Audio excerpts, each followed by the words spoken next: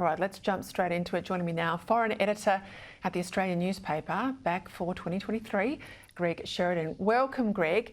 I'll start with all the issues around Australia Day. I mean, you travel enough, and there's no doubt when you go overseas, you realise we are blessed to live in the best country on earth.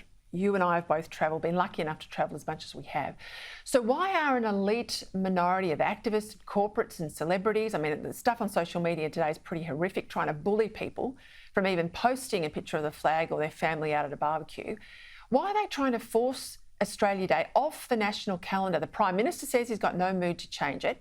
The majority say they don't want it changed. Are they hoping they can just wear us down? They sure are, Peter. And look, on the basis of what's happened in the past, they're probably right. They probably can just wear us down.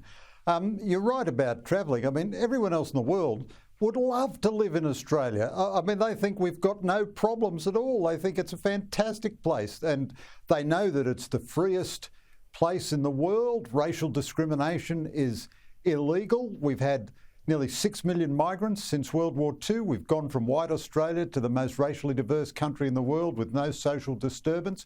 We have 1 million consultative bodies for Aboriginal Australians. We have 1 million gestures of respect and esteem for Aboriginal culture. Like all Australians, I esteem Aboriginal culture.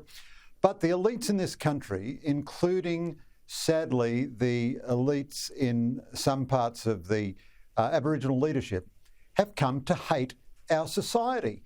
And of course, this is part of the general, it's very derivative, of course. We're just an imitation of what's happening in New York and Paris and London.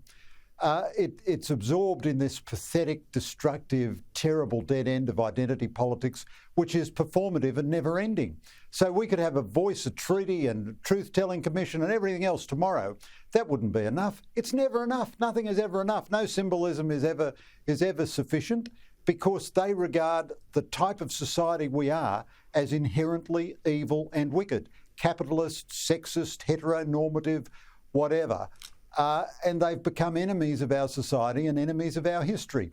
And the tragedy is our political class, including the opposition and the government, won't defend Australian institutions and Australian history. I mean, Peter Dutton is still the only Australian I know who doesn't have a view on whether an in-principle segregation of Australians by race in the Constitution is a good thing or not. Anthony Albanese is an extremely nice bloke and very non-threatening.